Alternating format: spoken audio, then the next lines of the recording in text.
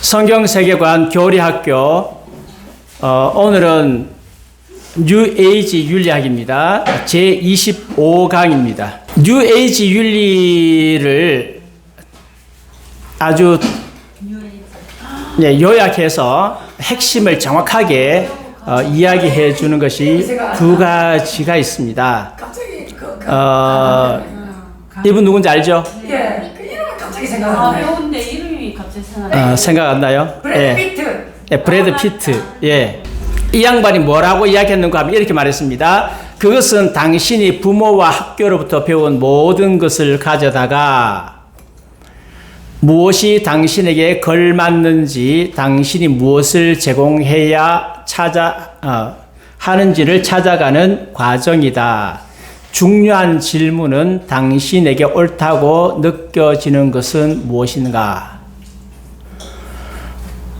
한마디로 말하면 당신이 옳다고 느껴지는 것이 진리고 그것이 윤리고 도덕이다. 그렇게 말했습니다. 이게 무슨 말인지는 조금 이따 이렇게 다시 설명을 드릴 것입니다.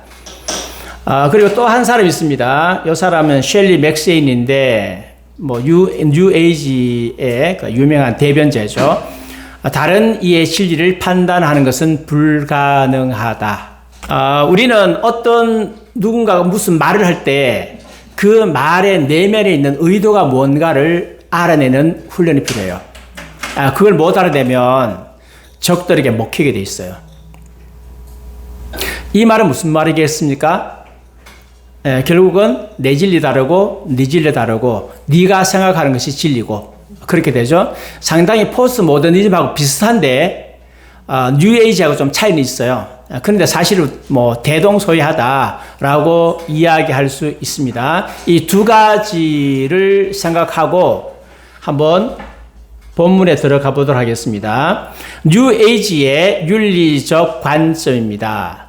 범신론. 뉴에이지는 기본적으로 범신론이죠. 범신론이고 그 다음에 철학적 일원론이다. 일원론으로 했을 때 신과 사람을 구별하지 않는 것이죠. 사람도 결국은 신이다. 이것이 일원론입니다. 각 사람이 하나님일 경우에 우리 내에 최종적인 권위가 있으며 내면의 진리와 조화롭게 행할 자유를 찾아야 한다. 각 사람이 하나님일 경우 사실 각 사람이 하나님이죠. 하나님입니다. 최종적인 권위가 어디 있다고요? 우리한테 있다. 내가 최종적인 권위다.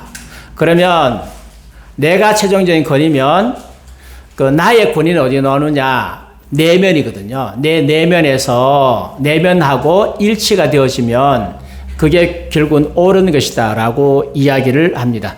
철학적 일원론과 범신론이 기본이 되어 있다. 셜리 맥레인이라고 하는 분이 있습니다. 여기서 나오는 이름 이야기하는 분들은 여러분 구체적으로 누군지 몰라도 돼요. 알아야 될 이유도 없고 단지 뉴에이지의 대변자들이다. 그쪽 방면에서는 나름대로 유명한 사람들이고 뉴에이지의 사상을 이끌어가는 사람이다. 그렇게 이해를 하시면 돼요. 자유의지란 당신이 신이라는 자각과 당신이 신성하다는 자각을 활성화하는 것이다. 자유의지란 모든 것을 당신에게 접근 가능하게 만드는 것이다. 결국 이것은 뭘 말하는가 하면 당신이 자유롭게 생각하는 것이 곧 진리다. 그런 뜻이에요. 자유롭게 생각하는 것이 곧 진리다. 근데 당신 내면에서 자유롭게 활동하는 것이 곧 진리니까 딴 데 구속받지 말고 속박받지 말라. 그 이야기를 지금 하고 있는데 지금 우리가 지금 하고 있는 게 뭔가 하면 윤리예요.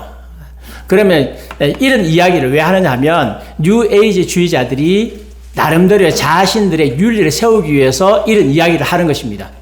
그러면 우리는 지금 이 사람들이 이런 뜻으로 하고 있구나.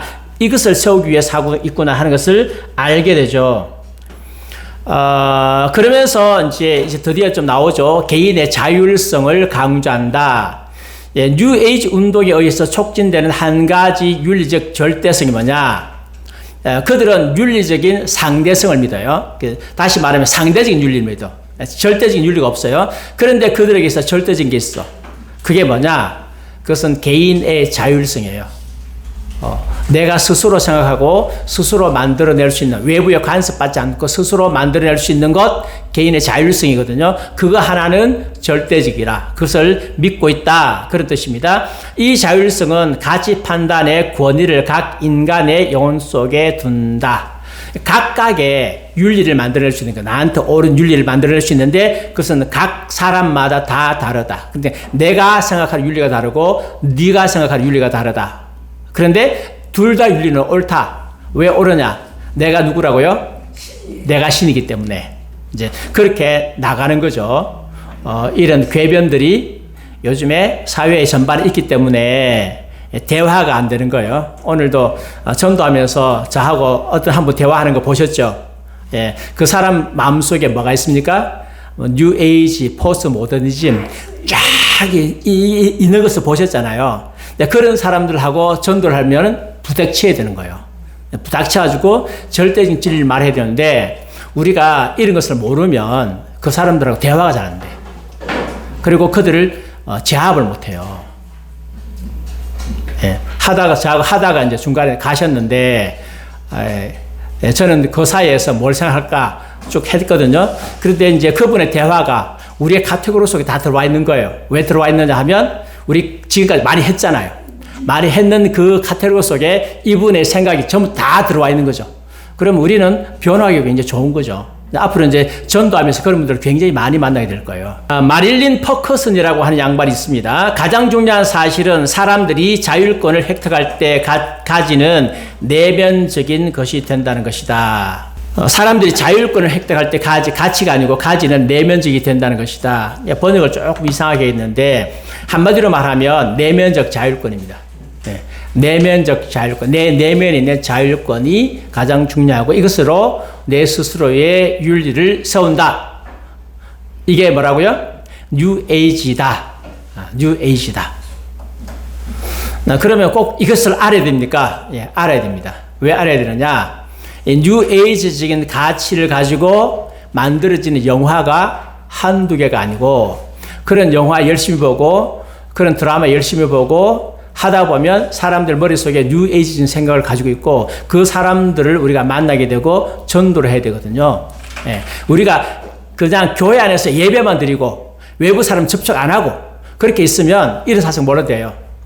근데 외부 사람 접촉하다 보면, 대화를 시작하다 보면 이제 이런 사상을 가진 사람들이 한두 사람이 아니라, 뭐 공산주의 사상 가진 사람도 있고 이슬람 가진 사상 가진 사람도 있고 인본주의 사상 가진 사람도 있고 요즘 뉴에이지도 많고 포스트 믿음은 무지무지 많고, 예, 이런 사람들하고 싸워서 그리스도의 진리를 변화해야 되고 공격해서 그분들을 데리고 와야 되거든요.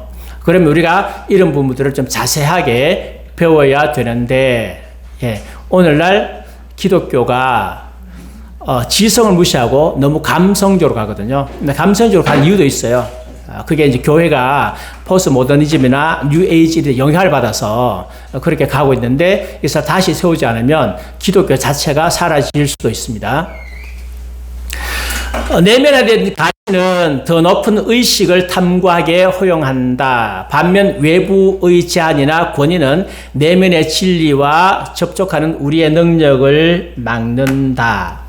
내가 내면화해야 되는 가치, 그러니까 내가 지금 내 마음속에 자율적으로 생각하는 것이 허용이 되어지면 더 높은 의식을 탐구하게 돼서 결국은 신에까지 도달하게 되는데, 외부에 의해 가지고 이것을 제한받으면 우리의 신성이 제한받는다. 그럼 내가 하나님 되는데 상당히 지장이 많다.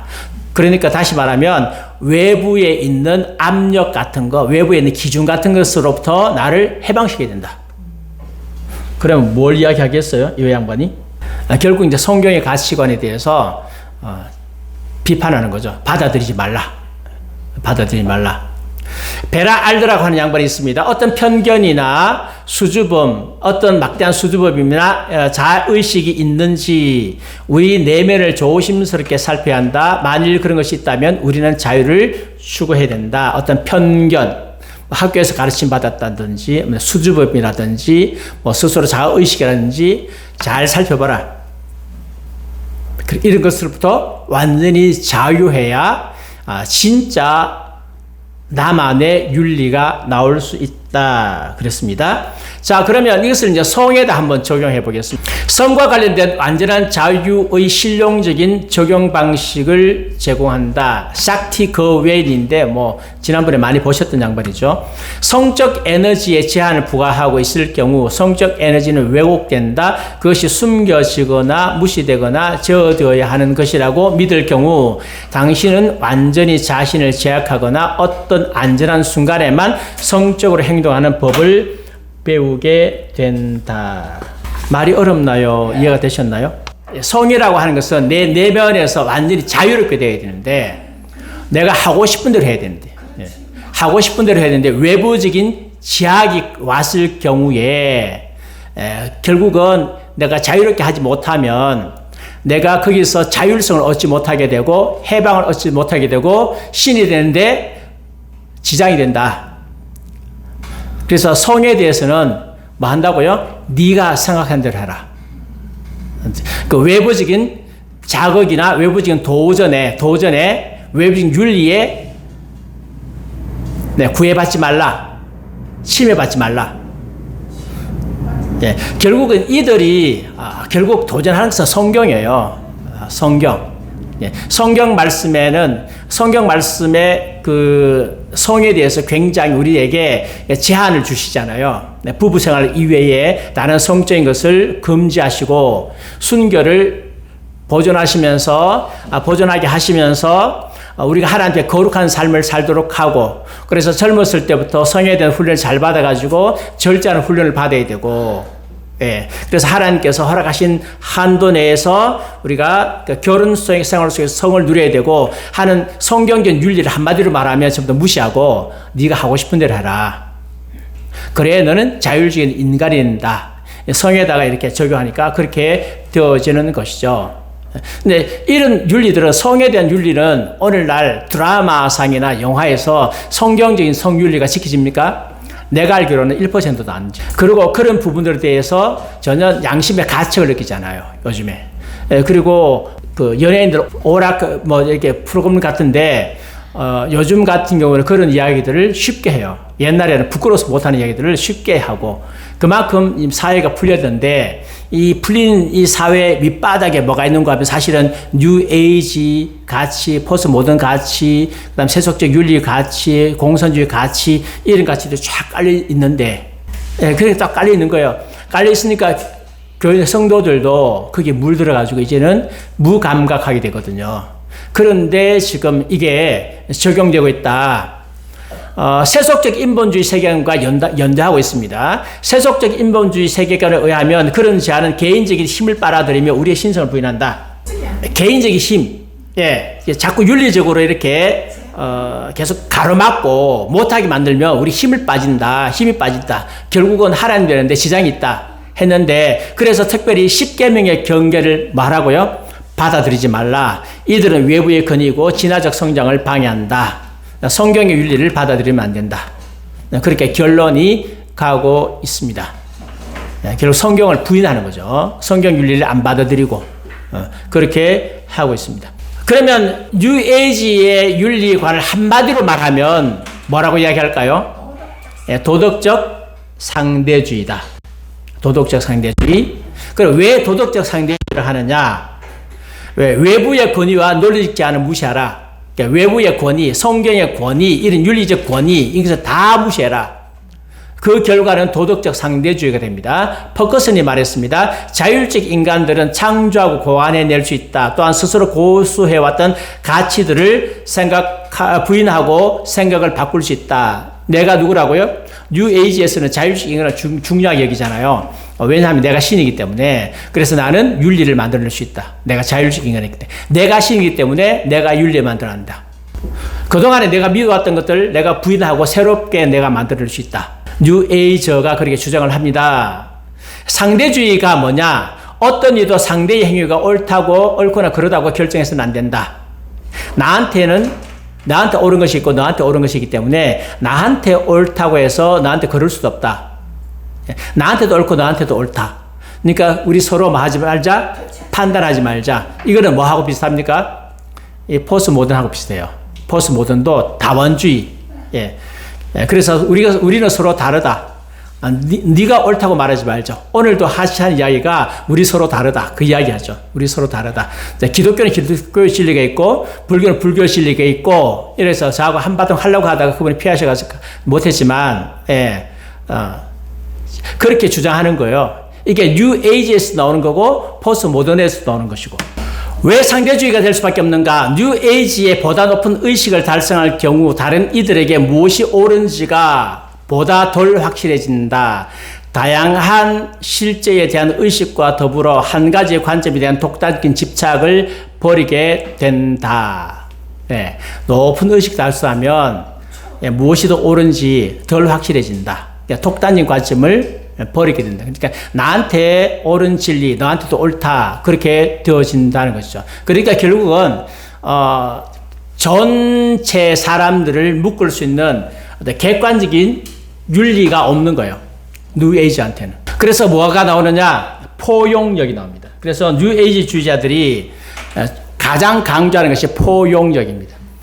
다원주의자들도 마찬가지입니다. 포용력이다. 포용력이다. 다른 사람의 믿음이나 행동을 하지 말라. 판단하지 말라. 너한테 옳은 것을 다른 사람에게 강요하지 말고 다른 사람 것을 나한테 강요받을 필요도 없다. 도덕성과 관련된 모든 다른 관점들을 포용하라. 왜냐? 윤리는 우리 각각 속에 있는 진리와 상대적이기 때문이다. 마리안 앤더슨이 말했습니다. 아담과 하와는 선악과를 먹기 전에는 충분히 행복했다. 그들은 판단하기 시작하기 전까지는 모든 것이 완벽했다는 것을 의미합니다. 때로는 마음을 열고 다른 때에는 닫는 행위를 말이다. 마음을 닫는 행위는 평화를 파괴한다. 그것은 우리의 진정한 성품에 낯선 것이다. 그럴듯하지만 이 말은 성경적으로 비판을 해야 합니다. 선악과에 대한 왜곡된 해석이죠. 아담과 하와는 선악과를 먹지 않아서 행복한 것이 아니라 하나님과 친밀한 교제 때문에 행복했습니다. 선악과를 먹고 판단했기 때문에 불행한 것이 아니라 선악과를 먹는 행위가 하나님 말씀에 대한 불순종이었기 때문에 죄가 들어오는 것입니다. 선악에 대한 분별 때문에 불행해진 것이 아니라 하나님께서 금지하신 선악과를 먹음으로 잘못된 판단력이 생겨서 하나님의 진리를 왜곡하게 되었습니다. 성경은 말씀합니다. 선악에 대한 분별을 하라. 선악에 대한 올바른 판단은 해야 합니다. 성경은 올바른 판단력을 길러줍니다. 시편 19편 7, 8절 말씀에 여호와의 율법은 완전하여 영혼을 소성시키며 여호와의 증거는 확실하여 우둔한 자를 지혜롭게 하며 선악을 분별하지 못하는 그리스도는 젖을 먹는 어린 아이입니다. 믿음이 장성한 자는 의의 말씀을 경험합니다. 그들은 시각을 사용으로 연단을 받아 뭘 분별한다고요? 선악을 분별하는 자들입니다. 어느 성경? 때가 오래되었으므로 너희가 마땅히 선생이 되었을 터인데 너희가 다시 하나님의 말씀에 초보되어 누구에게 가르침을 받아야 할 처지니 단단한 음식은 못 먹고 젖이다 먹어야 할 자가 되었도다. 젖을 먹는 자마다 어린 아이니 무엇을 경험하지 못하고? 의의 말씀을 경험하지 못하고. 요거 젖을 먹는 성도예요. 의의 말씀을 경험하지 못하고. 단단한 음식은 장성한 자의 것이니 그들은 무엇을 사용함으로? 시각을 사용함으로 연단을 받아 뭘 분별한다고요? 선악을 분별합니다. 선악을 분별하는 것이 의의 말씀이에요. 성경을 읽으면서 도덕적 판단 내리는 옳다 그러다 도덕적 판단 내리는 능력을 가진 게 이게 장성한 사람이라. 드라마를 보더라도 옳다 그러다 이게 봐야 되거든요. 예를 들면 요즘에 드라마나 영화 가운데서 성경적인 거 어디 있어요? 하나도 없어요. 그럼 그것을 보면서 뭐가 잘못된지 구별하고 분별해내야 되죠. 왜? 그게 장성한 자니까. 그래서 아이들이 그런 능력을 얻을 때까지 사실은요, 교회에서 훈련 잘 시켜야 되는 거예요. 교회에서 훈련 잘 시켜야 되고, 이런 강의들 아이들도 들어야 되는 거예요. 처음에 어렵다고요. 샬롬 메이슨이라고 하는 기독교 교육가가 있어요. 그 교육가의 말에 의하면 초등학교 3학년짜리에게 셰익스피어를 읽혀라. 소화 못하느냐? 아니요, 소화할 수 있다. 세계 명작을 읽혀라. 세계 명작 다는 아니고 소화할 수 있다. 근데 요즘에 아이들 책 보잖아요. 책 보면 수준이 너무 낮아. 너무 수준이 낮아요. 우리 애가 태어났을 때 어떻게 귀신처럼 알고 각종 뭐 영어 교재 출판사에서 막 자료들이 막 왔어요. 하라고 CD도 오고 뭐 왔는데 당시에 저는 아이들한테 비디오를 보여가면서 동영상 보여가면서 영어 공부시키지 않겠다라고 했기 때문에 그냥 다 제외한 거죠. 교재도 많이 왔어요. 교재도 많이 오고 또 그 교재들을 많이 줬어. 뭐 교인들이 뭐 얻어가지고 교재도 많이 주었어요. 근데 그런 교재들 보면서 내가 느낀 게 있습니다. 이 교재로 공부하다가는 10년 공부해도 영어인데 맨날 같은 이야기, 뭐 5형식도 아니고 뭐 3형식 이런 문장 써놓고 1년씩 2년씩 반복하는 거예요. 되겠습니까? 안 되죠. 그래서 그런 교재 다 무시하고 바로 성경 암송시키거든요. 바로 영어 성경 암송시키고 바로 우리말 바로 그냥 가르쳐가지고 암송시키더만 나중에 때가 되니까 몇 년 지나가니까 애들 터지는 거예요. 요즘 애녹이도 영어 해석 잘해요. 뭐 접속사 있는 거 뭐 그런 것도 잘하고 잘해요. 어느 날 되니까 딱 터지는 거라. 아이라고 무시하면 안 돼요. 그래서 어렸을 때부터 교회 안에서 교육은 정상적인 교육, 교리 교육. 어른들이 쓰는 용어를 그대로 써라. 보면 아이들 교재, 품성 교재도 다른 단체에서 나온 품성 교재가 있어요. 정의를 다 바꿔놨어. 아이들 용으로. 전부 다 바꿔놓은 거예요. 그러면 얘들이 커가지고 연기를 안 돼. 아이들한테 정의를 가르칠 때 어른들의 정의를 그대로 가르쳐야 돼요. 아이들한테 사도신경 쉽게 할 필요 없어요. 사도신경 어른들 하는 그대로 하면 돼. 주기도문 어른들 하는 그대로 하면 돼. 요절 암송 쉬운 성경 쓸 필요 없어. 쉬운 성경 쓰지 말고 이 성경 그대로 외우도록 하면 되는 거예요. 모르면 어떻게 합니까? 설명해 주면 돼. 그럼 단어 실력이 늘어. 어릴 때부터 가르쳐야 돼요. 어릴 때부터 성경 잘 가르쳐야 돼. 근데 요즘에 교회에서 가르치는 성경 실력이 너무 수준이 낮으니까 나중에 외부에 가지고 싸우면 안 돼. 이런 강의 소화가 되거든요. 지금 25강 했잖아요. 에스라 한 반은 알아들을 거라. 에녹이도 한 반은 알아들을 거라. 처음에는 어려웠지만. 근데 요즘 대학생들이, 그렇지 않은 대학생들이 제가 이 강의했을 때 알았던 사람 몇 명 있겠어요. 선악은 분별해야 됩니다. 사회에서는 선악을 분별하지 못하게 만들어. 근데 선악 분별하는 거예요. 마음을 닫을 때 평화가 깨지는가? 그래요? 아니죠. 선과 악을 모두 포용하면 평화가 옵니까? 악을 허용하는 마음을 닫을 때 평화가 깨지는 게 아니에요. 악을 허용 안 하면 마음이 깨진다? 그런 게 어디 있어. 언제 깨집니까? 평화가 깨지는 것은 죄 때문에 깨져요. 그러나 악인은 평온함을 얻지 못하고 그물이 진흙과 더러운 것을 늘 솟구쳐 내는 요동하는 바다와 같으니라. 죄지는 악인이 평온함을 얻지 못하는 거지 선과 악을 동시에 허용하지 않았다 평온함을 못 얻어요? 아니에요. 예. 내 하나님의 말씀에 악인에게는 뭐가 없다? 평강이 없다 하셨어요. 하나님은 악인에게 평강이 없지. 선악을 동시에 허용하지 않는다고 평강이 없나요? 예. 이런 것을 잘 구별해 내셔야 됩니다. 내 길과 행위가 이 일들을 부르게 하였나니 이는 내가 악함이라 내 고통이 내 마음에까지 미치느니라. 예. 고통이 왜 왔습니까? 악하기 때문에 왔어요. 그러면 성경적 포용력이 무엇입니까? 저들은 포용이라고 하면서 악도 포용해야 되고 비진리도 포용해야 되고 그게 포용이라고 그랬어요. 그래 평화가 온다고 했어요. 성경적 포용이 뭐냐? 포용은 지혜가 없거나 미성숙한 사람들을 용납하고 그들이 하나님의 길을 깨닫고 따르기를 기도하는 것입니다. 그래서 하나님의 길을 깨닫고 따르기까지 지혜가 없는 사람, 미성숙한 사람들을 보듬어 주는 거예요. 이게 포용이에요. 이게 누구를 따르도록? 하나님을 따르도록. 그게 포용입니다. 포용은 행동의 옳고 그름을 평가할 정확한 기준이 있어야 성립이 됩니다. 포용인데 포용이라고 하는 말 자체가 기준이 있어야 되잖아요. 윤리가 있어야 되잖아요. 그거 없으면 포용이라는 말 쓰일 수 없죠. 누가 윤리적 기준을 좀 미달했어. 미달하면 우리가 미달한 사람 좀 포용해 주자. 이게 포용이 되잖아요. 그러니까 그게 뭐가 있어야 돼요? 윤리적 기준이 있어야 되잖아요. 뭐 기준이 없는데 무슨 포용이 있습니까? 기준이 없는데. 포용이라는 말 자체가 성립 안 되죠. 세상에는 공평과 공로를 측정하는 절대적인 기준이 존재합니다. 그들이 자기로서 자기를 헤아리고 자기로서 자기를 비교하니 지혜가 없도다. 어떤 사람들은 자기를 기준해서 이렇게 기준해가지고요. 이건 옳고 그르고 그렇게 하죠. 지혜가 없는 사람들입니다.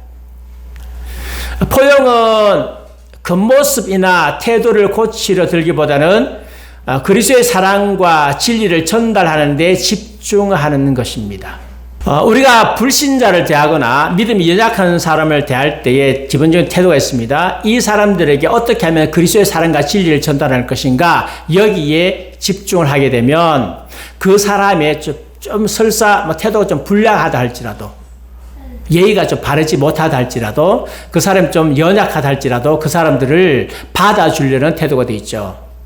목표가 분명한 거죠. 그런데 그래서 성경 말씀에 보면 믿음이 연약한 자를 뭐 하라고요? 받으라, 포용하라. 믿음이 연약한 자를 비판하지 말라. 너희가 봤대 그의 의견을 비판하지 말라. 믿음이 연약했습니다. 이제 교회에 왔어요. 믿음이 연약한 자가 와가지고 이런저런 이야기하는데 일일이 다 반박하지 말고 진리를 깨달을 때까지는 좀 참아주고 기다려줄 필요가 있습니다. 그 사람이 뭐 하는 게 목적이라고요? 성경적 포용력이란 믿음이 연약한 자를 받아들이는 것입니다. 남의 하인을 비판하는 너는 누구냐? 그가 서 있는 것이나 넘어지는 것이 자기 주인에게 있음에 그가 세움을 받으리니 이는 그를 세우시는 권능이 주겠습니다.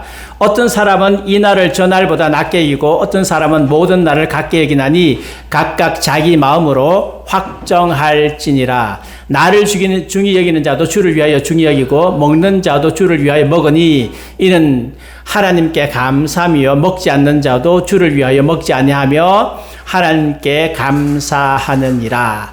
음식법 문제도 초대교회에서 중요한 갈등이고 이슈였지만 언제 예배드리냐 이게 굉장히 큰 갈등의 요소거든요. 유대인 그리스도인들은 이제 안식일 날 예배 드려야 된다. 이방인 그리스도인들 주일 날 예배 드려야 된다. 그렇게 서로 했는데 바울이 여기에 대해서 결론을 잘 내려주지 않아요.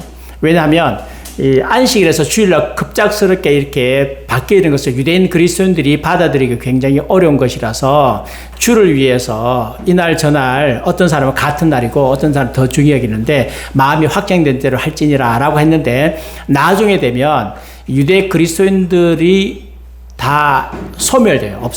없어지고 이방인 그리스도인들만 남게 되고 자동적으로 주일날로 초대교회의 예배날이 자동적으로 주일이고 예수님께서 부활하신 날 주일날로 되어서 계속해서 주일날 예배를 드리다가 콘스탄티누스 때 와가지고 주일 예배를 확정지어요.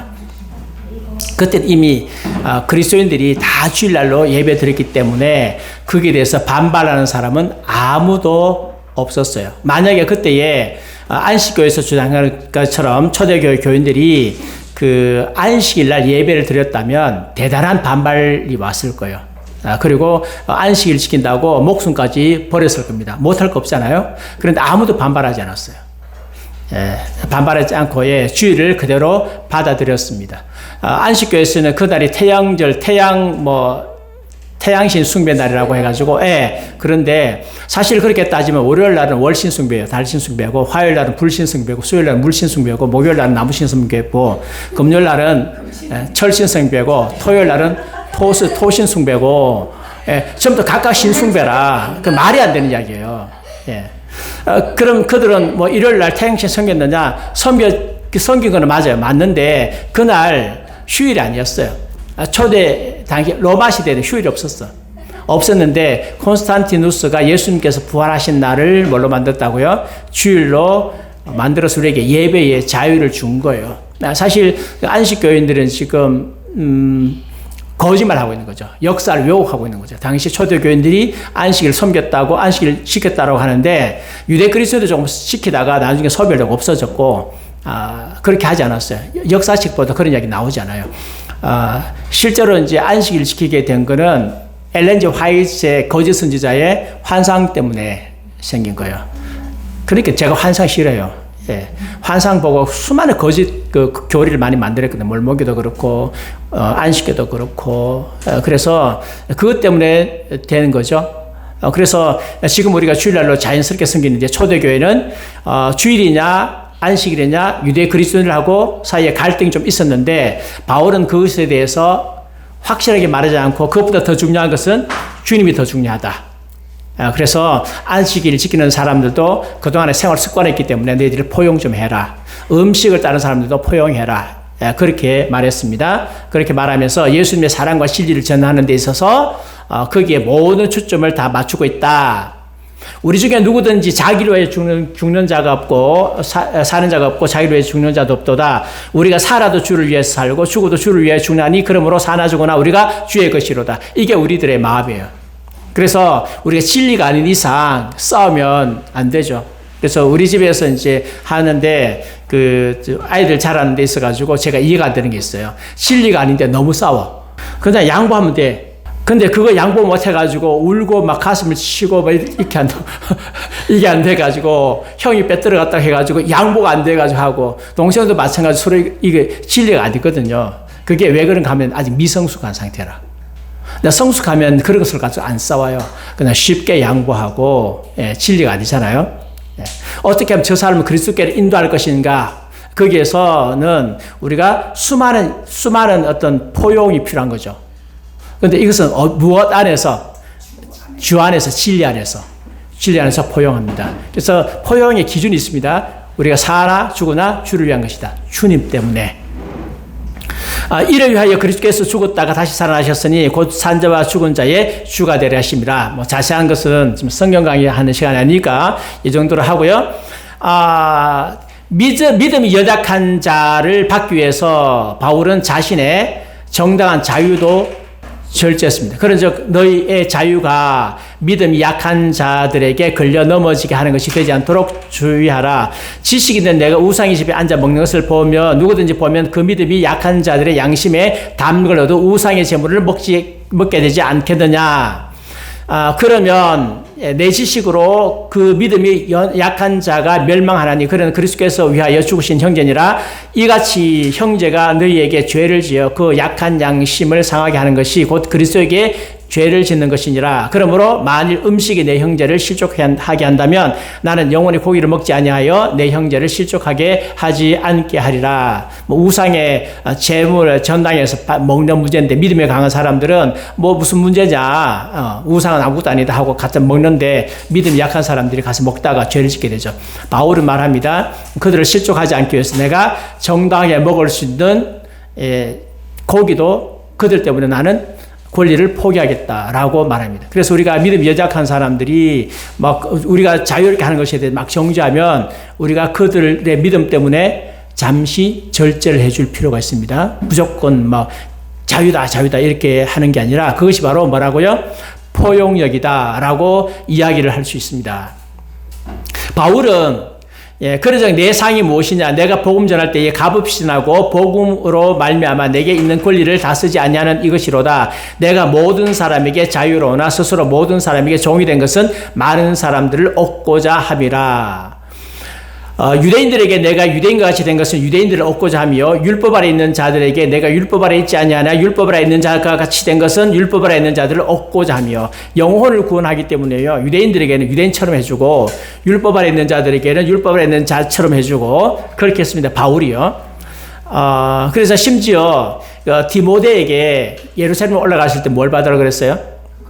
할례 받으라고 그랬어요. 할례 받을 필요가 있나요? 없나요? 없어요. 그럼에도 불구하고 유대인들에게 실족하지 않기 위해서 할례를 받으라고 했습니다. 그러니까 할례에 목숨 건 거 아니죠. 복음에 집중해야지 다른 데 집중하면 안 된다고요. 다른 데 무슨 하나 교리 끄집어내가지고 그거 안 하면 안 된다고. 누가 포용을 베풀으셨느냐? 하나님이죠. 하나님은 죄 지은 자를 어떻게 하신다고요? 용서하셨습니다. 이에 일어나서 아버지께로 돌아가니라. 아직 상거가 먼데 아버지가 그를 보고 측은히 여겨 달려가 목을 안고 입을 맞추니 하나님 아버지의 사랑을 비유로 말씀하고 있죠. 아들이 이르되 아버지 내가 하늘과 아버지께 죄를 얻어서 지었사오니 지금부터는 아버지 아들의 일컬음을 감당하지 못하겠나이다. 아들이 회개했어요. 아버지는 종들에게 이르되 제일 좋은 옷을 내어다가 입히고 손에 가락지를 끼우고 발에 신을 신기라. 그리고 살찐 송아지를 끌어다가 잡으라. 우리가 먹고 즐기자. 이 내 아들은 죽었다가 다시 살아났으며 내가 잃었다가 다시 얻었노라 하니 그들이 즐거워하더라. 회개하고 돌아오니까 하나님께서 어떻게 하신다고요? 다 받아주셨어요. 그게 하나님의 포용이에요. 하나님의 포용력이 넓으신 분입니다. 하나님의 포용이죠. 예. 그래서 우리도 마찬가지입니다. 우리도 포용해야 되는 거예요. 그러므로 너희는 하나님이 택하사 거룩하고 사랑받는 자처럼 긍휼과 자비와 겸손과 온유와 오래 참을 옷 입고 교회를 세울 때에 진리 안에 서 있지 않는 자들을 전부 다 쳐내가지고 교회를 만드는 게 아닙니다. 예, 사랑, 긍휼, 자비, 겸손, 온유, 오래 참을 옷 입고 그 위에 누가 누구에게 불만이 있거든 서로 뭐 한다고요? 용납하라. 예, 교회 안에서 불만이 생기면 뭐 한다고요? 용납해야 돼요. 서로 참아주고 서로 포용하고 피차 용사되 주께서 너희를 용서하신 같이 그리하고 그래서 성격상 결함들 품어주고 해야 되거든요. 예. 성격상 보면 뭐 4가지 내지 5가지 기질을 구별하지만 저 같은 사람하고 저하고 제일 잘 안 맞는 성격이 담즙질이에요. 담즙질은 리더십이 있고 다른 사람들 억압해가지고 자꾸 끌고 가려고 하는 거 있어요. 저는 딴 사람들이 나를 억압해서 끌고 가려고 하면 제가 반발해버려요. 근데 하나님께서 내가 좋아하지 않는 성격 있잖아요. 좋아하지 않는 성격, 나하고 잘 안 맞는 성격의 사람들을 계속 보내주셔. 네, 그런 사람들하고 관계를 잘 맺는 법을 배워야 사람들을 포용하죠. 나하고 좋아하는 사람만 해서는 안 되잖아요. 그래서 하나님께서 종종 안 맞는 사람들을 이렇게 주시는 거예요. 그럴 때 내게 뭘 배우라고, 내가 뭘 배워야 돼요? 포용을 배워야 돼. 그 사람을 내가 받아들이고 용납하는 법을 배워야 되거든요. 하나님께서 우리를 훈련을 굉장히 많이 시킵니다. 미성숙한 사람을 포용하며 악을 책망해야 될 책임이 있습니다. 너희는 열매 없는 어둠의 일을 참여하지 말고 도리어 책망하라. 그래서 포용은 하되 악은 어떻게 하라고요? 책망하라. 악을 받아들이가 아니라 악은 책망하고 사람은 포용하라. 이게 성경적인 포용력입니다. 조지 워싱턴 카버인데 이분이 그 남북 전쟁 때에 노예 생활을 했죠. 그리고 나중에 해방되고 난 후에 열심히 공부하셔가지고 땅콩 박사라고 하는 별명을 얻었습니다. 미국에서 굉장히 존경받고 있는 분입니다. 성경을 매일 읽었고요. 매일 성경 말씀을 묵상했고 성경 말씀을 묵상하는 가운데서 하나님께 주신 지혜를 가지고 땅콩을 텍사스에 땅콩을 심어서 소위 말하는 대박이 터졌고 그 땅콩이 판매 루트가 없을 때에 또 땅콩에 관한 제품을 300여 가지 개발해가지고 땅콩이 전 세계적으로 유명하도록 그렇게 만든 분입니다. 아주 훌륭한 분인데 이렇게 말했습니다. 인생에서 얼마나 멀리 가느냐는 어린 사람을 부드럽게 대하고 늙은 사람을 긍휼히 여기고 갈등하는 사람을 뭐 한다고요? 공감해주고 약한 사람과 강한 사람을 포용하는 데에 달렸다. 누구나 인생을 살다 보면 이 모든 상태를 거치기 때문이다. 우리가 진리를 고수하는 것은 굉장히 중요한 일입니다. 절대로 진리는 포기할 수 없습니다.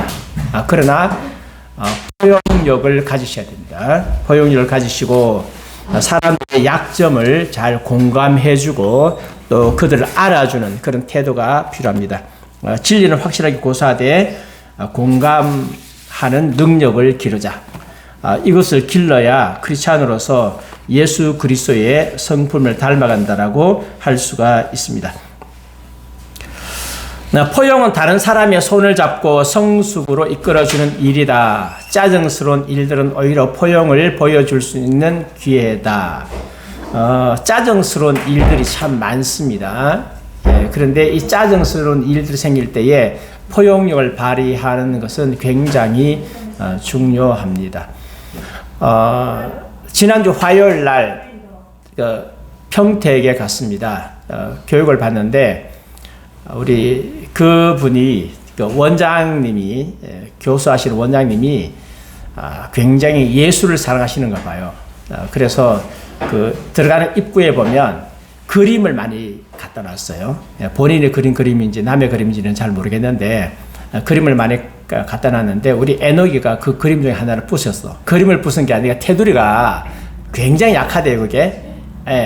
근데 넘어졌어요. 깨져버렸어요. 굉장히 좀 당황스럽잖아요. 당황스러운데 나중에 이제 원장님은 사실 그런 것 하면 짜증스럽거든요. 부주의하고 애들이 그렇게 하면 굉장히 짜증스러운데 하나님이 그 필요가 없어서 하나님께서 걷어가신 것 같다면서 아주 포용력 있게 이렇게 대해주는 그 모습을 보고 제가 이제 물론 애누이 가서 이제 용서 구하고 우리가 하는 방법대로 용서를 구하고 제가 나중에 배상해 드리려고 했는데 배상 필요 없다고 다 필요 없으니까 하나님께서 가져가신 거라고 아주 포용력 있게 대하니까 제가 달리 보이는 거예요. 그분이 참 그런 분 보기가 참 힘들거든요. 다 굉장히 그때는 이기적이고 그런데 그러니까 마음이 확 열려지면서 그분에 대한 신뢰가 더 생겼어요. 굉장히 중요한 부분이거든요. 우리가 짜증을 낼 때에 포용력 있게 받아주는 것. 누가 실수했을 때, 특별히 어린 아이가 실수했을 때에 박수를 막 따지고 그렇게 하기보다는 이렇게 받아줬을 때에 다른 사람들이 굉장히 많이 감동하고 예수 믿는 사람 안 그래도 좀 깍쟁이 이야기 많이 듣는데 예수 믿는 사람이 포용력을 보여주었을 때에 거기에 대해서 사람들이 얼마나 많이 신뢰하겠습니까? 굉장히 중요하니까 이게 성경적인 포용력이다. 그러니까 뉴 에이지하고 다르다는 거죠. 뉴 에이지는 진리와 비진리가 없는 포용력을 말하지만 우리는 확실하게 진리를 말하면서 실수를 받아주고 약점을 받아주고 하는 그런 포용력을 발휘한다. 뉴 에이지의 신조가 있습니다. 그게 뭐냐? 당신에게 옳게 느껴지는 것에 따라 스스로 실제를 창조하라. 예. 옳게 느껴지는 것에 따라서 실제를 창조하라. 옳게 느껴지는 것을 따라 스스로 실제를 창조하라. 이 말은 다른 말로 하면 당신이 옳다고 느껴지는 대로 행동하라. 이 말이에요. 네. 옳다고 느껴지는 대로 행동하라. 그게 옳은 것이다. 네. 그게 뉴 에이지의 윤리다. 당신이 하고 싶은 대로 하는 게 당신이 옳다고 생각하는 그것을 실천하는 것이 이게 뉴 에이지의 윤리다. 여러분 얼마나 위험한지 아십니까? 이 신조에 따라서 한번 보겠습니다. 동성애자이기를 양성애자이기를 일부 일체이기를 일부 다처나 일부 다 일처 다부를 혹은 기타를 선택하든지 간에 그것이 나에게는 옳다거나 사랑으로 행해진 것이고 아무도 상처받지 않았다라고 하면 어떤 선택하든 받아들여질 수 있다. 나는 동성애가 옳다고 생각한다. 나는 양성애가 옳다고 생각한다. 나는 일부 일체가 옳다고 생각한다. 나는 여러 명의 부인도 된다고 생각한다. 나는 또 딴 나라 가면 부인 한 명에 남자도 여러 명 있어요. 나 다 괜찮다고 생각한다. 본인이 괜찮다고 생각하면 뭐라고요? 정당하다. 기독교가 들어갔을 때 가장 힘든 게 뭔가 하면 일부 닫혀 있는 분들이 어떻게 해야 될 것인가. 그게 실제로 선교 현장에서 굉장히 큰 문제거든요. 네. 그래서 결국은 예수 믿고 난 후에 후처로 들어갔던 사람들, 첩으로 들어갔던 사람들이 남편과 헤어져가지고 따로 살고 하는 그런 일들이 많이 일어나고 있죠. 뉴 에이지주의자들은 자기 신조대로 하는 거죠. 자, 이것도 문제가 많지만 여기에 더 나아가면 무슨 문제가 생길까요? 뉴 에이지 신봉자들에게 가장 중요한 것은 개인적인 기호다. 뭐가 중요하다고요? 네, 개인적인 기호다. 그 기호에 따라서 자의적으로 고르고 선택하고 정당화한다. 내가 좋아하는 것이 옳은 것이다. 이게 뉴 에이지주의자들입니다. 자, 그래서 이 뉴 에이지를 좀 더 깊이 들어가면 그러면 선과 악은 뭐냐? 선과 악은 사실은 하나입니다. 내면의 진리를 따라서 도덕적으로 행동하라. 뉴 에이지 신봉자들은 모든 사람이 내면의 진리를 따라가면서 도덕적으로 행동한다고 주장한다. 예, 내면의 진리를 따라가면서 딴 거 없죠. 내가 옳다고 생각하는 게 내면의 진리죠. 나는 지금 도덕적으로 행동한다고 주장한다. 그러면 무슨 문제가 생겨지죠? 사람을 죽여놓고 나는 이것이 옳다. 그럼 그게 정당화되는 거죠. 그래서 이제 그 외인이라고 하는 분이 있어요. 삭티 그 외인이라고 하는 이 분이 뉴 에이지 주의자인데 이런 이야기를 했습니다. 아돌프 히틀러를 비롯한 모든 인간들에게서 도덕적 책임을 사면한다. 무슨 뜻인가요? 히틀러도 자기가 옳은 대로 한 거죠. 유대인은 죽을만 하니까 죽은 거죠. 그래서 공산주의자들에게 반동들은 죽을만 하니까 죽는 거죠. 그래서 뉴 에이지주의자들은 그들의 행동에 대해서 사면하는 거예요. 그리고 또 뭐라고 이야기하는가? 더 높은 의식에 이르는 지름길을 따라가고 있으며 도덕적으로 행동하고 있다. 그들은 더 높은 의식을 이르는 지름길을 따라가고 있고 그들의 행동은 도덕적이다. 모든 존재가 그가 가장 빠른 속도로 자라게 도울 수 있는 삶의 길과 관계를 선택한다고 믿는다라고 했습니다. 그래서 이런 이론에 물든 사람들, 이런 사상에 물든 사람들은 예수 그리스도께서 특별하게 그 사람의 머리를 만져주셔야만 가능합니다. 만져주지 않으면 사실은 구제불능이거든요. 우리가 공산주의자들하고 대화가 안 된다고 할 때 바로 이겁니다. 그들은 이런 세계관에 의해서 살아왔기 때문에 사실상 대화가 안 되는데 많은 공산주의 좌파로 있다가 전향한 분들에 의하면 전향은 기적이라고 그래요.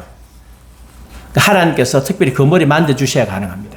그래서 우리가 끊임없이 기도할 때에 그것을 위해서 많이 기도하셔야 돼요. 선과 악의 구별이 사라집니다. 도덕적 상대주의는 선과 악 사이의 구별이 절망적일 정도로 흐릿해지는 단계까지 뉴에이지 신봉자들을 인도해 간다. 거의 선과 악의 구별이 거의 없습니다. 뉴에이지에 의하면 절대적인 선도 절대적인 악도 존재하지 않는다. 각 개인의 진리에 따라서 선하거나 악한 것이 있을 뿐이다. 나는 이것이 선해, 나는 저것이 선해에 따라서 있지 절대적인 선이나 절대적인 악은 없다라고 이야기를 합니다. 모든 것이 하나라며 선과 악 가운데 구별하는 것은 어리석은 것이다. 이 삶에서 악한 것으로 보이는 것은 환생한 존재에서는 그 반대일 수 있다. 지금은 악이지만 나중에 그것이 선이 될 수도 있고 지금 선이지만 나중에 악이 될 수도 있다라고 했습니다. 그래서 이 양반들은 이제 카르마라고 하는 이야기를 많이 합니다. 이 개념은 뉴에이지 헌신자들이 카르마라고 부르는 것을 가져온다. 카르마인데 카르마가 뭐냐 하면 한 존재의 각 단계 가운데 한 사람의 행동과 행실의 전체적인 효과로서 각 사람의 운명을 결정짓는 것. 말은 되게 어렵습니다. 조금 더 쉽게 설명을 해보겠습니다. 이건 정의고요. 정의는 원래 말을 좀 어렵게 합니다. 좀 쉽게 설명하면 셀리 맥레인이 이렇게 말했습니다. 어떤 이가 행하는 바는 선하건 악하건 간에 최종적으로 누구에게 돌아간다? 그에게 돌아간다. 내가 어떤 행동을 하면 결국은 내 책임이다. 어쩌면 이 세상이 아닐지라도 언젠가 미래에서다. 여기서 내게 다 돌아가는 것이 아니라 언젠가 돌아올 것이다. 아무도 유해가 아니다. 모든 행동, 모든 무관심, 삶에 대한 모든 오용에 관해서 우리는 뭘 해야 된다고요? 책임을 져야 된다. 대가가 무엇이든지 이해하는 것은 우리의 몫이다. 대가가 무엇이든지 이해하는 것은 우리의 몫이다라고 했습니다. 자, 이것만 보면 내가 하는 행동에 대해서 내가 책임져야 된다. 그래서 선을 행하라고 그렇게 결론을 내릴 수 있어요. 이 문장만 딱 보면. 그래서 이제 다른 자료에 의하면 이런 말도 나옵니다.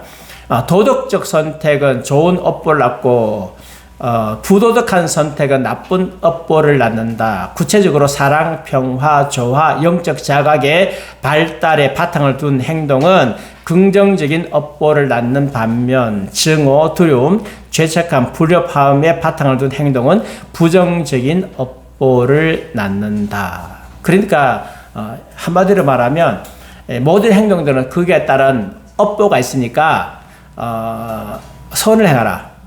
아주 좋은 말처럼 들리죠. 근데 저는 알아야 될 사실이 있습니다. 그게 뭔가 하면 지난번에 우리 인본주의자에 대한 이야기를 했죠. 그들이 이론을 막 따라가니까 이게 선이 없어. 이론을 막 따라가니까 전부 다 상대주의고 다 무너져. 그러니까 마지막으로 뭐라 그랬어요?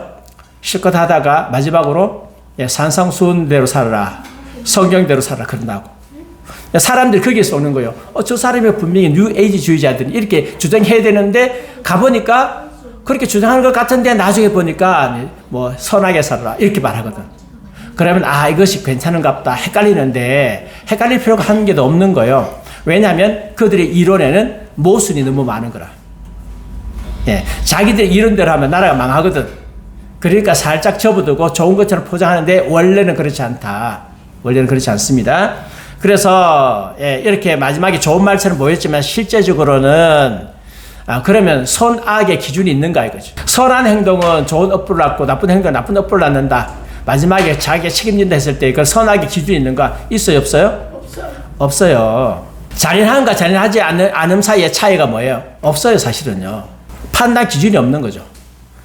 그러니까 선한 행동이 좋다라고 하는데 사실은 그 선한 행동이 뭐냐? 기준이 없는 거예요.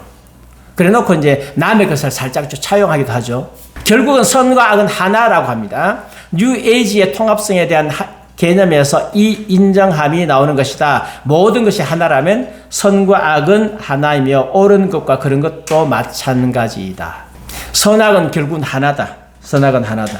퍼커슨이 이렇게 말했습니다. 이 온전함은 반대극을 합친다. 뉴 에이지 생각의 기반을 형성하는 영적 전통 가운데는 선도 없고 악도 없다. 그 뭐냐? 빛과 빛의 부재. 악은 뭐냐? 부재다. 빛과 빛의 부재. 온전함과 부서진 것, 흐름과 투쟁이 있을 뿐이다. 그래서 악을 굉장히 부재다. 결핍이다. 이렇게 이야기하죠. 그래서 지난번에 어떤 목사님이 예수천당 하는 것을 막 비판하고 하면서 죄인이 뭐냐? 소외된 자가 죄인이다. 사람들이 들어보면 좋죠. 뭐 밑에 은혜 받았다, 몰랐던 걸 깨달았다, 수많은 댓글 달았는데 그 엉터리잖아요. 현대인들은 하나님을 배반했다, 내가 하나님을 진노했다 이런 이야기 듣기를 되게 싫어해요. 나는 지금 소외되었다, 감정의 결핍을 가지고 있다, 상처받았다 이런 이야기를 좋아하지. 내 백성을 심상히 고쳐주면서 평강이 있다, 평강이 있다. 오늘날 심리학이 사람들을 심상히 고쳐주죠. 그냥 급만 치료해주죠. 그래서 궁극적으로 그 사람의 내면 세계가 하나님께 돌아오지 못하게 되는 거죠. 내적 치유 수행에 필요 없어요. 많은 교회에서 내적 치유 수행하는데 필요 없습니다. 뭐가 필요합니까? 회개가 필요합니다. 회개하면 치료는 저절로 됩니다. 그래서 결론이 쭉 갑니다. 어떤 결론을 가느냐? 예수님과 루시퍼가 같다. 그리스도는 루시퍼와 같은 세력이다. 루시퍼는 그리스도의 성격을 경험하게끔 인간을 예비시킨다. 루시퍼는 새로운 시대로 옮겨감에 따라서 우리를 통합하기 위해 우리 안에서 각자 우리 안에서 일한다. 그리스도를 경험하게끔 사람을 예비시키는 것이 이게 사탄이다. 사탄과 예수님은 결국은 하나이다. 이런 결론까지 갔습니다. 세상이 악하다고 여기는 것, 전쟁, 살인, 기타 이런 것들은 진화적 흐름의 일부가 되며 현실의 투쟁이 된다. 한편 초의식은 보다 높은 단계에서 탄생하고자 고투를 계속한다. 악하다고 여기는 것은 결국 높은 의식으로 가기 위한 단계들이다. 다 필요한 것들이다. 아주 유명한 사람이 있습니다. 이분 누군지 알아요? 네, 아마 제 기억으로는 1990년 말인가 김영삼 대통령이 집권하고 난 후에 이분이 해인사에 있었어요. 해인사에 있었는데 그때 이분이 죽었어요. 승철이라고 하는 분인데 그때 누군지 몰랐어요. 근데 굉장히 유명하다고. 네, 그래서 온 나라가 떠들썩했습니다. 근데 이 양반이 뭐라고 이야기했느냐 하면 이렇게 말했습니다. 사탄이여 어서 오십시오. 나는 당신을 존경하며 예배합니다. 당신은 본래로 거룩한 부처님입니다. 사탄과 부처란 허망한 거짓 이름일 뿐 본 모습은 추워도 다름이 없습니다. 사람들은 당신을 미워하고 싫어하지만 그것은 당신을 모르기 때문입니다. 당신을 부처인 줄 알 때에 착한 생각, 악한 생각, 미운 마음, 고운 마음 모두 사라지고 거룩한 부처의 모습만 뚜렷이 보게 됩니다. 그러니까 힌두교에서 불교가 나오고요. 불교에서 불교 영향 받아가지고 뉴 에이지가 나왔습니다. 다 이렇게 통한다. 선도 없고 악도 없다. 모든 것이 하나다. 자, 이게 뉴 에이지 윤리입니다. 이 뉴 에이지 윤리가 세상을 지배하게 되면 어떻게 될까요? 심각해지는 거죠. 그런데 영화를 통해서, 문화를 통해서 무차별적으로 뉴 에이지가 들어오고 드라마를 통해서 뉴 에이지 사상이 무차별적으로 들어오고 있습니다. 그래서 교회가 잘 방어를 해야 돼요. 그래서 이 에베소서 6장에 보면 교회의 영적 전쟁이 있는데요. 영적 전쟁에서 처음에 나오는 게 뭔가 하면 거의 대부분이 방어전이에요. 방어전 하고 난 후에 마지막에 공격전이거든요. 말씀으로 전도하고 기도하고 공격전인데 교회가 방어를 하고 난 후에 그다음에 공격하는 거예요. 근데 방어 시스템이 무너지면 끝나는 거죠. 그래서 뉴 에이지가 어떻게 교회를 위협하고 있는가를 제가 좀 살피려고 합니다. 이것은 이제 윤리학의 범위를 좀 벗어나서 전체적으로 그동안에 이제 우리가 윤리도 했고 또 철학도 했고 신학도 했고 했잖아요, 그죠? 좀 전체적으로 좀 살피려고 합니다. 근데 요 살필 때 제가 어떤 한 교수님의 글을 좀 인용하려고 합니다. 글이 잘 돼 있어서 최덕성 박사님이세요. 버니엘 신학교 총장님이신데 이분이 이제 어떤 기독 신문에 기고한 글입니다. 기고한 글인데 그 중에서 제가 조금 몇 개 발췌를 좀 하려고 합니다. 이 뉴 에이지가 교회에 들어왔는데 누구를 통해서 들어오느냐? 사실은 교회의 지도자를 통해서 들어와요. 뉴 에이지가 평신도를 통해서 들어오지 않습니다. 교회 지도자를 통해서 들어옵니다. 그런데 교회를 무너뜨리는 뉴 에이지 사상을 추구하는 5개의 그룹이 있습니다. 그 5개의 그룹 가운데 첫 번째가 예수 그리스도 없는 세계 평화 추구자들입니다. 예수 구원과 영생에는 무관심한 반면에 인권, 사회개혁, 환경, 공예 추방, 평화 추구 등을 하나님의 선교로 여긴다. 네, 세계교회협의회는 예수를 세계평화 추구, 환경 회복, 공예 추방, 생태학 몰입, 인권 투쟁 등에 앞장서는 평화운동가로 포장한다. WCC 부산총회가 채택한 선교선언문 선교의 전도 함께 생명을 향하여는 예수 그리스도의 구원 사역과 영생의 복음 그리고 그리스도 구원의 유일성을 배제한 하나님의 선교의 텍스트이다. 이런 이야기 나오지 않습니다. 예수 그리스도 구원, 영생 복음, 구원의 유일성 전혀 나오지 않아요. 전혀 나오지 않고 환경 이야기 나오고 뭐 세계 평화 이야기 나오고 뭐 그런 이야기만 잔뜩 해놨습니다. 뉴 에이지 영향이라고 할 수 있습니다. 두 번째입니다. 기독교 영성운동가 그룹입니다. 이 사람들은 영성을 강조합니다. 영성을 강조한다 그랬는데 원래는 이제 경건이라는 말이 저 맞는 말이겠죠. 신비 현상에 치중하거나 초월 명상 수련 신일 합일 체험에 뭘 한다. 자신의 의식 세계에서 벗어나 자기도 모르는 내면적 의식, 곧 우주와 인간에게 동시에 참된 자아 또는 신성 등으로 궁극적 신의 실제적인 존재를 만나는 영적 체험을 갈망한다. 그래서 이제 영적 체험을 되게 중요하게 여깁니다. 영적 체험을 중요하게 여기는데 초월 명상 수련, 신일 합회 체험 이런데 굉장히 몰입을 하고 있다라고 했습니다. 지난번에 제가 다 설명드렸던 부분이고 그래서 여기에 단골 메뉴가 영성, 명상, 관상기도이다. 이상 야릇한 음악과 함께 자기의 또렷하고 건전한 의식, 생각, 마음을 비우고 무아지경의 황홀경 체험을 원한다. 그래서 이제 하나님을 느끼는 거죠. 아무 생각 없이 자기 마음을 비우면 하나님이 느껴지는데 내면에 있는 하나님, 네가 느껴지는 것이 하나님이다. 마음을 비워서 마귀들이 자기 안에 들어오도록 통로를 열어준다. 근데 그게 하나님 아니고 누가 장난치고 있는 거라고요? 마귀가 장난치고 있는 것입니다. 어두운 외적 물질의 세계에 세상의 새처럼 갇힌 인간의 영혼을 해방시키려 한다. 인간을 자기의 본래의 존재, 즉 우주의 궁극적 실체를 향하게 하는 것이 구원이라고 한다. 신일합이라는 것이 구원이죠. 자기 속에 처음부터 내재한 희미한 신성의 불꽃을 발견하도록 한다. 그래서 아무 생각 없이, 그래서 이제 그 영성 훈련에 들어가면 생각을 비우라 그런 이야기 많이 해요. 생각하지 마라, 기도하지 마라, 기도하지 말고 그냥 침묵해라, 침묵하고 관상해라. 그렇게 하면 하나님을 만나게 된다. 관상기도는 신비주의라고 일컬어지는 중세판 뉴에이지 운동의 단골 메뉴였습니다. 중세기 서방교회 수도원을 장악한 이 흐름은 마이스트 에크하르트에 이르러서 선을 강조하는 선불교와 동일한 종국에 이르렀습니다. 에크하르트 굉장히 유명한 사람인데 독일의 신비가인데 많은 사람들이 이 사람을 따라가고 있습니다. 영성운동가들입니다. 관상기도는 불교의 참선과 계도를 같이 합니다. 관상기도에서 기독교와 선불교가 하나로 결합됩니다.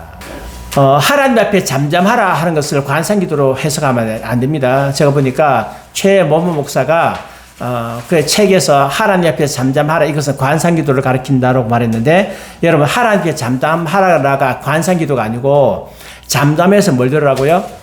하나님의 말씀을 들으라. 네 이야기 하지 말고 잠잠해서 하나님 말씀을 듣기 위해서 잠잠하라고 한 것이 그냥 무아지경으로 빠지라고 하는 게 아니다라고 하는 것을 기억하십시오. 성경에는 관상기도가 있다 없다?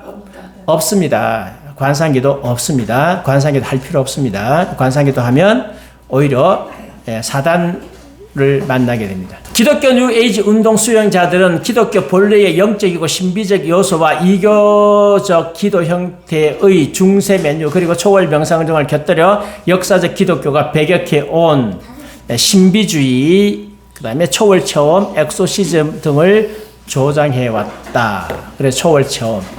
그래서 이게 여기에 영향받으면 체험하는 게 중요하다라고 합니다. 제가 어느 목사님 한 분을 만났는데 이분은 천국과 지옥을 수시로 왔다 갔다 하는 분이었어요.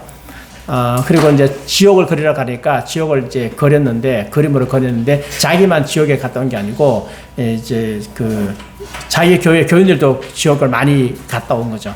그런데 이렇게 이렇게 쇠사슬 같은데 안에 사람들이 묶여 있는 것들을 보고 막 그리고 그렇게 했는데 이분이 뭐라고 이야기하는가 하면 한 번은 옥하는 목사님에 대해서 되게 비판하는 거예요. 옥하는 목사님이 아니 대교의 주제 목사가 돼가지고 어때 천국도 못 보고 지옥도 못 봤냐?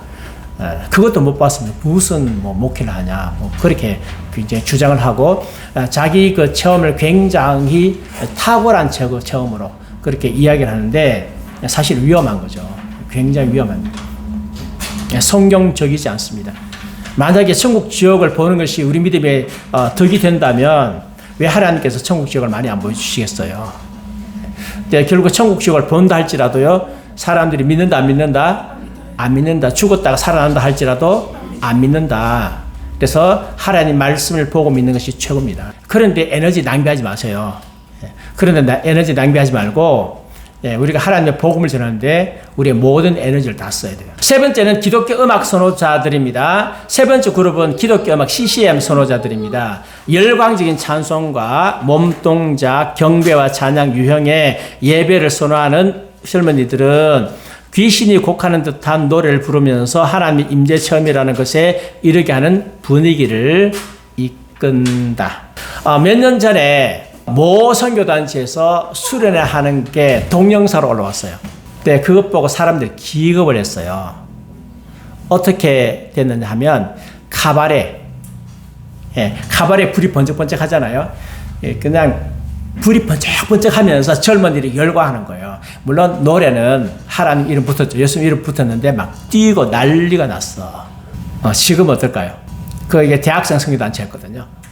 대학생 선교단체에 이제 교회에서 허가 받아놓고 하는 거죠. 완전히 조명이 막 왔다 갔다 하면서 막 울긋불긋한 조명이 왔다 갔다 하면서 막 난리 난 거죠. 젊은이들 좋아하죠. 카바레 가지고 춤추는 것을 죄책감 느끼잖아. 그리스도인들이. 근데 여기서는 해방시켜 주잖아요. 주 예수의 이름도 들어가니까 해방이 되잖아요. 어디 영향 받았어요? 뉴에이지 영향 받았죠.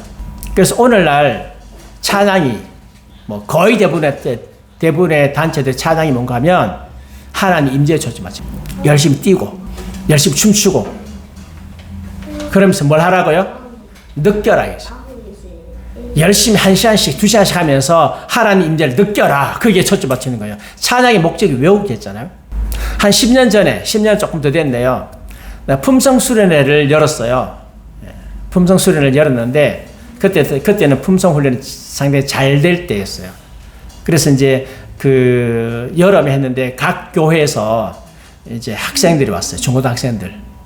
와가지고 이제 몇몇 개 와가지고 한 200명, 그때 한 200명 내지 300명 정도, 200명 넘은 것 같은데, 예, 와가지고 이제, 그 수련을 해요. 수련하는데 이제 품성 하나씩 이제 가르치는데 앞부분에 이제 찬양 시간 한 20분 정도 하잖아요. 하는데 제가 이제 그 찬양인도 잘 하시는 목사님에게 기타 주면서, 찬양인도 좀 하라고 해가지고 찬양인을 했는데 그때는 찬송가만 부른 거 아니었어요. 뭐 다른 것들도 많이 불렀어요. 불렀는데 제가 뭘 빼라고 하는가 하면 드럼을 빼라고 하죠. 드럼 치지 마라. 칠 사람도 없고, 드럼 악기도 없고, 악기는 앞에 있었는지 모르겠네.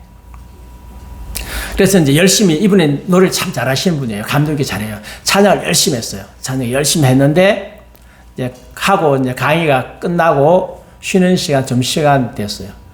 학생들이 계속 찾아와. 저한테 계속 하는 말이, 목사님, 찬양은 언제 해요? 찬양은 언제 해요? 찬양은 언제 해요? 계속 묻는 거예요. 아니, 찬양했잖아. 그건 찬양이 아니래. 그 뭐가 들어가야 돼요?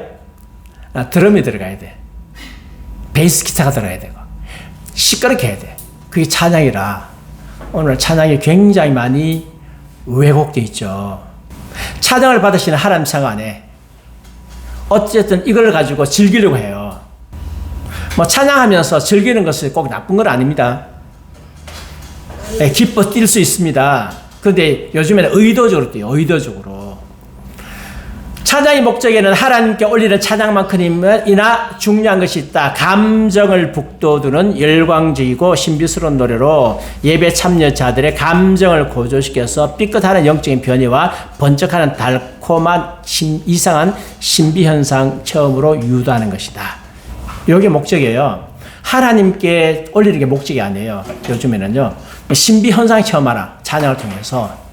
그래서 거기에 모든 것이 초점이 다 맞춰져 있어요. 그러니까 이것이 강조되면 상대적으로 목사님 말씀이 좀 약해도 괜찮아요.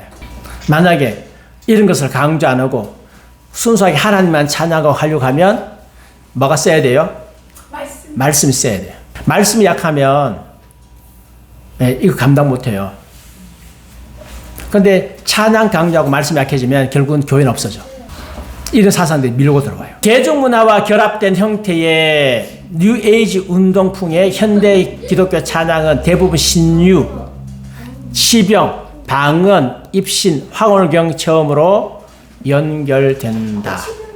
네 번째, 오순절 운동, 은사주의 신사도 운동입니다.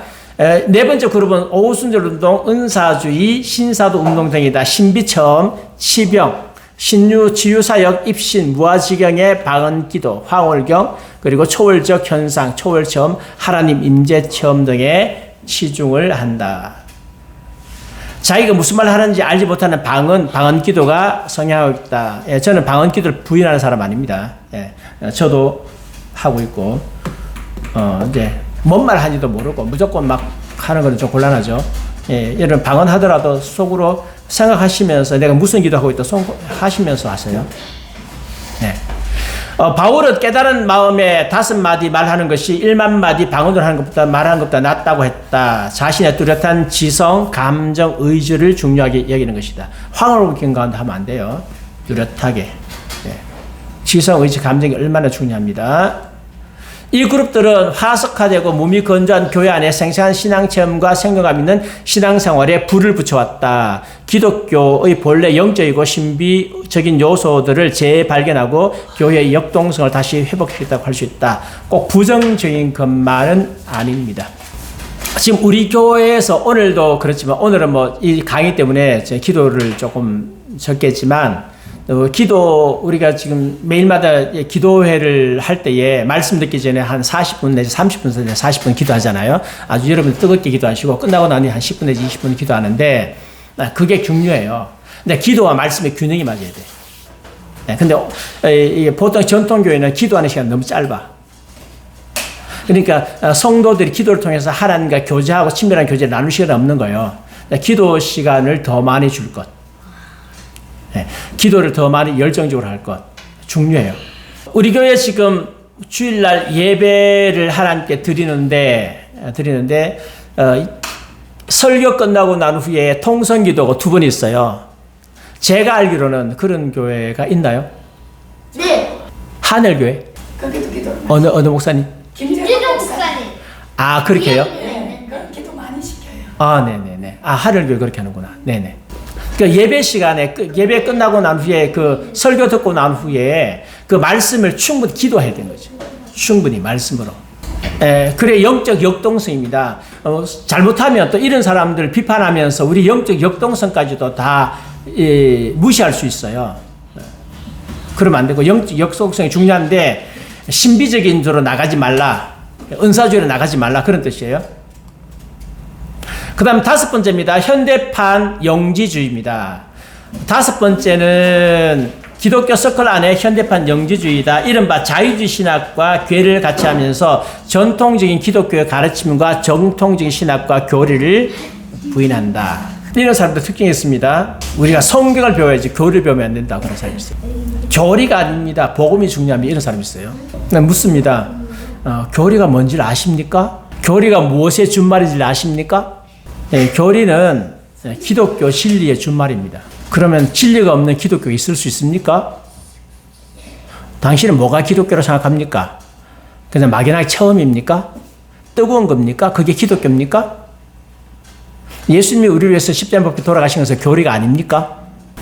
도울 김용옥 박사는 영지주의 전도사로 활동하고 있다. 그가 강조하는 도마 복음은 영지주의 문서이다. 옛날에 제가 이 강의 들은 적이 있었어요. 막 속에 열불 나가지고.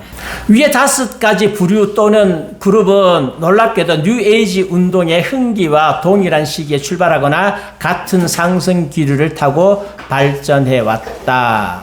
탈권위적 또는 탈구조적 접근 방법, 평화운동 전인주의와 웰빙 삶 추구, 귀신 곡하는 것과 같은 음악, 신의 임재, 입신, 황홀경 체험, 자기의식을 비우고 어떤 신적인 것을 그 자리에 채우려는 경배와 찬양, 그리고 관상기도 등은 뉴에이지 운동과 같은 궤를 같이 한다. 네. 뉴에이지 운동하고 밀접한 관계가 있으니까 교회에서 이런 것을 주의를 해야 합니다. 네. 제가 지금 세계관한 목적이에요. 결국 교회가 이런 것에서 벗어나서 순수하게 하나님의 진리를 가지고 생명력을 유지해야 되는데 왜 이런 걸 도입하나요? 뉴에이지 운동과 기독교 성령파, 은사파, 신사도파 등의 형태가 거의 동일하고 흥기의 시점이 모두 20세기 초이며 현상과 흐름이 비슷하다. 우연의 일치일까? 오히려 일치 아닙니다. 지난번에 뉴에이지 운동가들하고 이미 교회 지도자들하고 연결되는 거 지난번에 제가 강의를 다 했어요. 다시 옛날 강의 한번 보세요. 네. 그리고 이제 다음 강의할 때 다시 이제 교회에 어떤 영향을 미쳤는가 하는 것을 좀 구체적으로 좀 다시 좀 설명을 하려고 합니다.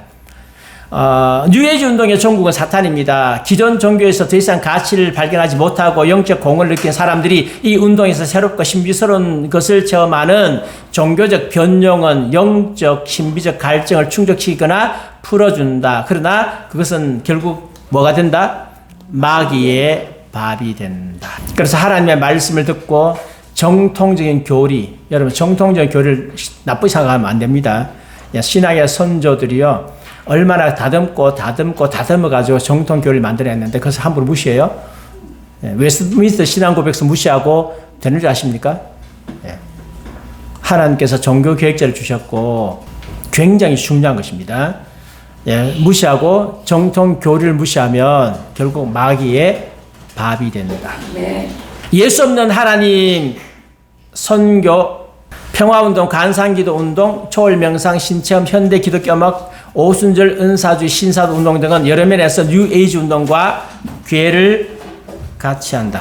기독교는 본래 인간의 영성, 신비성을 충족시킬 수 있는 체험적 요소를 지니고 있다. 현대인들이 화석화된 기독교에서 탈피하여 더 영적이고 더 신비하고 더 체험적인 것을 추구하는 현대인의 기호를 어떻게 충족시킬 것인지는 고민해야 될 과제이다. 핵심은 간단합니다. 체험하겠다고 생각하지 말고 하나님께 영광 돌리겠다고 생각하면 돼요. 네. 우리가 하나님께 영광 돌리면 돼요. 찬양하면서 하나님께 영광 돌리면 되고, 기도하면서 하나님께 친밀한 관계를 누리면서 하나님께 영광 돌리면 되고, 설교를 들으면서 내 인생 하나님께 드리겠습니다 라고 하고 하나님께 헌신하면 돼요. 말씀 들으면서. 그러면 은혜는 누구 주신다? 하나님이 주신다. 하나님이 한량없는 은혜를 허락해 주십니다.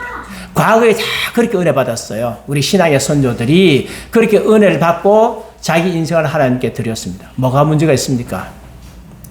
하나님으로부터 떠나니까 이런 것들을 도입해가지고 뭔가 자꾸 체험하려고 하죠. 네, 사람들이 많이 좋아하니까 체험하는데 결국은 다 마귀의 밥이 되고요. 나중에 시련이 왔을 때 우두둑 다 떨어집니다. 이번 코로나 때 떨어진 거 보셨죠? 왜 이 시대가 영지주의에 환호하는가? 기독교 영성과 뉴에이지 운동의 영성을 정확히 구별하는 방법은 무엇인가? 뉴에이지 운동과 운동의 영성과 기독교 영성을 어떻게 구분해야 되는가? 기독교 변두리에서 성행하는 오늘날 방언 입신 투시 현상은 기독교 마귀가 신자의 마음에 들어와 활동하는 결과인가? 모두 교회의 교사에게 던지는 중요한 질문들이다. 초대 교회는 영지주의에 대해서 대항했고 물리쳤습니다. 오늘날 교회는 어떤가?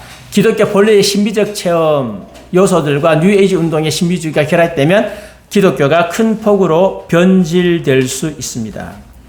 예수 운동의 고유한 요소들이 뉴에이지 운동 흐름과 혼합되면 기독교는 마귀가 통제하는 새로운 종교로 바뀔 수 있습니다. 교회는 탈기독교적 뉴에이지 종교 집단으로 바뀌어질 수 있습니다.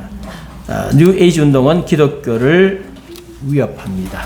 그러니까 뉴에이지를 잘 알고 교회를 뉴에이지로부터 보호를 해야 합니다. 그래서 제가 세계관 공부를 작정했던 이유가 애국운동하면서 애국운동 한다고 하는 분들이 나와서 애국운동 하는데 그분들 사상을 점검해 본 결과 심각한 문제가 있다. 그래 그때는 나라가 나라 사정이라 가지고 이런 얘기를 할 수 있는 것이 아니었지만 이제는 이제 조금 정신 좀 차렸으니까 이제는 바르게 해야 되겠다 그런 생각하고요. 사람들이 얼만큼 듣고 안 듣고는 그들의 문제고 저는 일단 합니다. 해가지고 유튜브 올려놓으면 듣고 변화되고 바뀌어지는 것은 그분들의 몫이라고 할 수가 있습니다. 네, 많은 분들이 지금 보고 있어요. 보고 있고 특별히 목사님들이 많이 보고 있고 또 생각이 많이 바뀌고 잘 정립되고 또 기존적으로 알았던 진리를 다시 확인하는 그런 분들이 참 많이 있어서 좋습니다. 결론을 내립니다. 이제 율리학으로 다시 들어왔어요. 뉴에이지 신봉자에게 있어 도덕성이란 뭐하다. 우리 각각은 내면의 하나님에게 귀를 기울여 스스로 윤리적 체계를 결정지어야 하며 내면의 하나님이 하시는 소리를 듣고 윤리적 결정해야 되는데 사실 내면의 하나님 누구예요? 마귀입니다. 마귀 소리 듣고 하는 거죠. 결코 다른 이들이 우리 체계에 영향을 주었다고 보아서는 안 된다. 그러니까 다른 외부적인 영향 받지 말라. 그 외부적인 영향이 뭐겠습니까? 성경이죠. 성경 영향 받지 말라. 아이러니하게 또 다른 이들의 도덕적 신념과 행동들을 판단하는 것 외에는 진정 틀린 것은 아무것도 없다. 그러나 판단 또한 완전히 나쁜 것은 아니다. 그것이 실제 통합의 일부이기 때문이다. 모든 것이 하나일 경우 도덕적 판단과 같은 끔찍한 실수들마다 하나님을 나타낸다. 선과 악을 모두 개별함으로써 뉴에이지 윤리에 있어서 난과 민들레 홀씨처럼 불어난다. 이런 억지스러운 세계관은 철저히 억지스러운 생각으로 이어진다. 케빈 라이어스의 카르마에 대한 생각은 이 진리에 대한 적절한 예의다. 범죄자와 살인자들이 때로는 돌아와 스스로 죽임 당하고자 하거나 때로는 성인이 되고자 한다. 모세는 살인자였다. 그는 분노로 인해 사람을 때려 죽였는데 이는 윤리적 결정이라 할 수 없다. 그러나 그는 위대한 지성, 위대한 법의 제정자가 되었고 많은 사람에 의해서 성인이라 여겨진다. 그러므로 근본적으로 당신에게 많은 기회가 주어진다. 당신의 카르마는 당신 판단 체계이다. 정의란 존재한다. 당신이 말한 게 정의다. 결국 모세가 살인자였기 때문에 위대한 지성자가 되었다. 이렇게 궤변 논리를 펴고 있는데 반박할 필요는 없을 것 같고요. 여러분 이 정도는 다 반박할 수 있는 능력이 되어지니까요. 이게 뉴에이지의 윤리학이었습니다. 윤리학 하나씩 배워가며 보면 참 정말 하나님께서 주신 말씀을 얼마나 왜곡하고 저항하고 대적하는가 하는 것을 알게 되죠. 그래서 우리가 바르게 세워야 될 필요가 있고 교회를 이런 잘못된 사상으로부터 보호를 해야 합니다. 함께 기도하겠습니다.